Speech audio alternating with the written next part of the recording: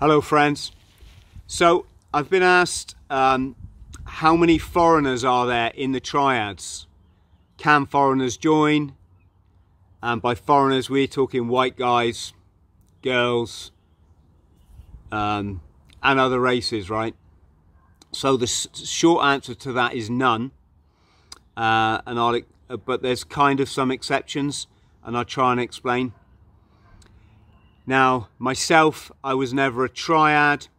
All I was a nightclub doorman for them. So I was loosely what you might call an affiliate. In America, back in the 80s, I think that's the era we're talking, there was a guy called John Willis who was a nightclub doorman, and he broke up a fight, or he stuck up for a Chinese guy one night, and the Chinese guy happened to be a high-level triad, and he gave John a card and said, if you ever need me, come and look me up. So John found himself out of work one day and stuck between a rock and a hard place. He called this guy, and the guy took him in. The house that he lived in was frequented by a triad gang in, I think this is Boston we're talking about. And the rumor is that he was taken into this gang, so went through the initiation ceremony, etc. Well, that may well be. I mean, there's always exceptions to kind of rules, right? And this was in America. In Hong Kong, it's a pure-blooded society. They don't even trust people that have been overseas. They're certainly not going to take a Westerner on their books. I mean, these people have got people to answer to, right?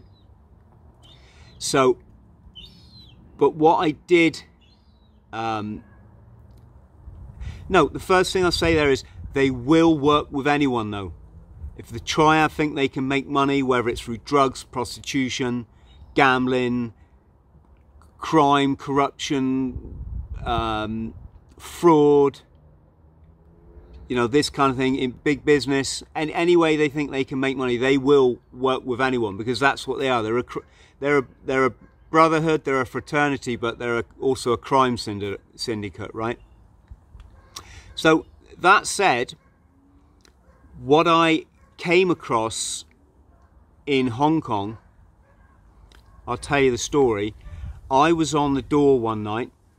It was after the incident where the Thai girl collapsed on the floor and she was unconscious, and I kind of went in to help her. If you've seen Sean Atwood's podcast, you've probably heard me talk about this. I talk about it in my video, what's it like to work for the triads. And the night after I helped that girl, or a few nights later, I turned up for work, and there was a South African guy there called Drick. And he'd kind of been sent to keep a bit of an eye on me, because I think they were quite suspicious, because I was asking so many questions, because I was fascinated. I think they thought that maybe I was undercover police or something. Now, what happened was, this guy Drick had been homeless with a drink problem, and he said the triads rescued him one day. They gave him a place to stay, they gave him a job in one of their clubs. So yeah, they'd kind of seen an opportunity to get a Westerner to come and work for them, and they need Westerners because Chinese, they don't want to interact directly with Westerners because our culture and our psychology is so different.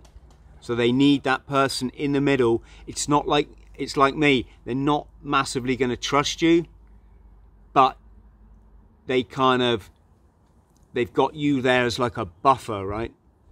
So this guy Drick told me his story that he'd been homeless, sleeping on the street. They'd offered him a job. They'd got him accommodation, and in return, like, he had to sort his life out a bit and work in their clubs. And he was a cagey guy, and he kept saying to me, "Have you got it yet, Chris?" I'd be like, "What are you on about?" Nothing. Fucker. And then, you know, next night, "Chris, so have you got it yet?" "Dude, got what?" Nothing, you know. Got really annoying in the end. And then one day, I noticed when he was stood on the door of the club that when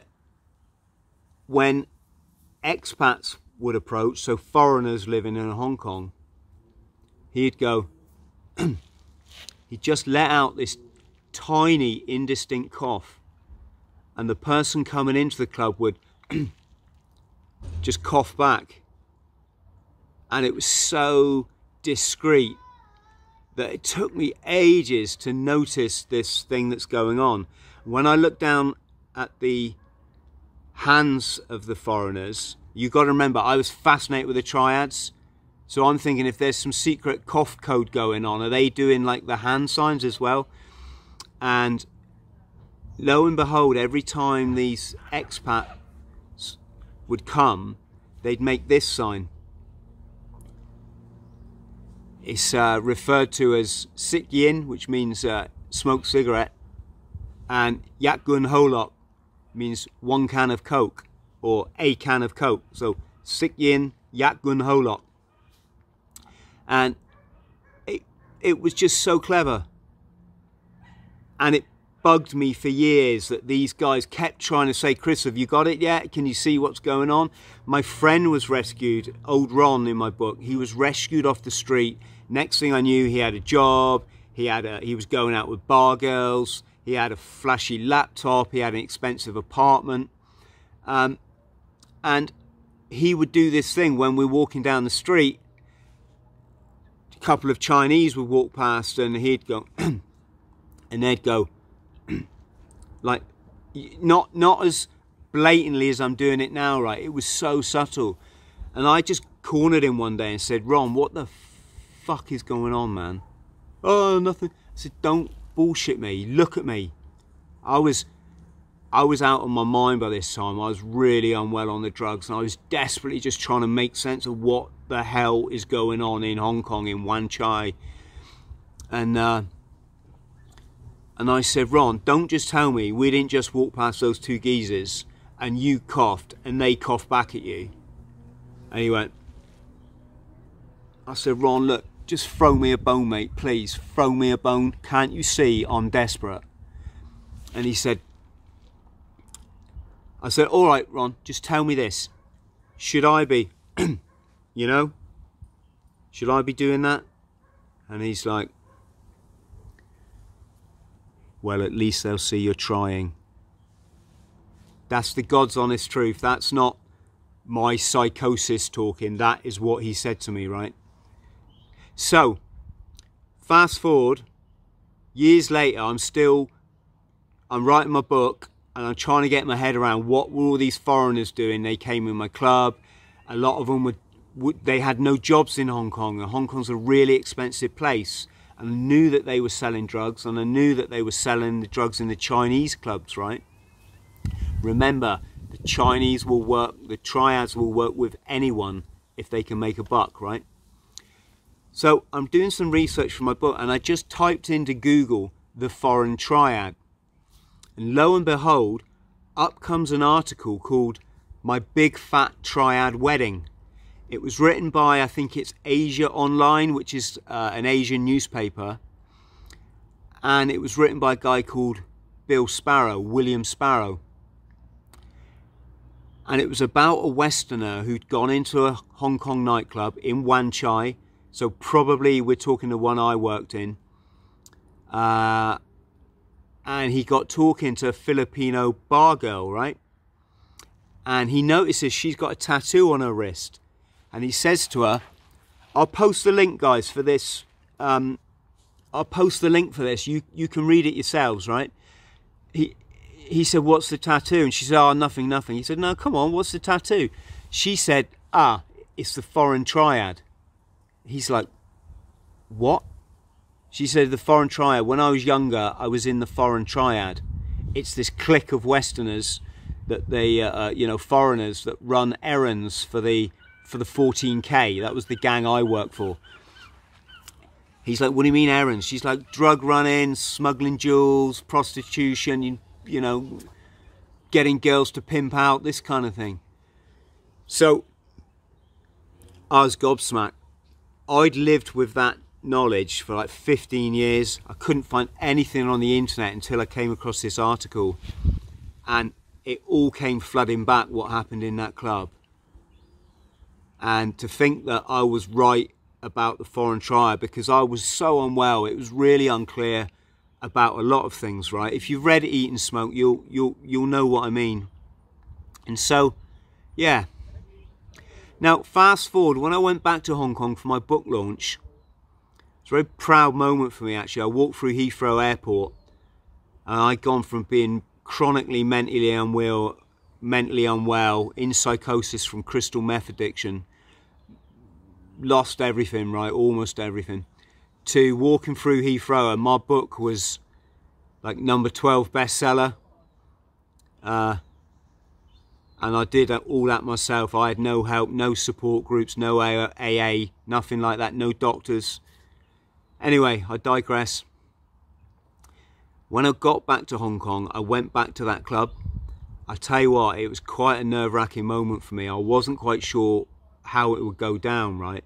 I kind of figured everything would have changed, but then I saw a YouTube video with the owner. If you heard my Sean Atwood podcast, you'll know the owner was called David, not a triad. I saw a video with him on, right? So I'm going back to this club, realizing he still owns it. And I didn't know if the Dilo, that's the Triad big brother, still managed the place, the guy that I knew, Paul Eng. Yeah, it was quite a moment to go back in that club, right? And I just went straight in, past the guy on the door. Anyway, I met a couple of guys, old China hands they're called. That's expats that have lived in Asia all their lives. And I was pressing them, saying, look, can you tell me about the Foreign Triad? And none of the people I spoke to would let anything slip. I took it that they just genuinely didn't know. But then again, you got to remember, I work for the Triads. These guys probably never worked for them. I don't know if that is a factor, but I spoke to a Filipino bar girl and I said, do you know the Foreign Triad? She's like, no idea, you know. So it's quite bizarre. I don't know if this was just a thing in the 90s. I don't know. Yeah, I just don't know. It's kind of the beauty of my book, if you've read it, because it's kind of up in arms. So the answer to this story is no white triads, foreign triads.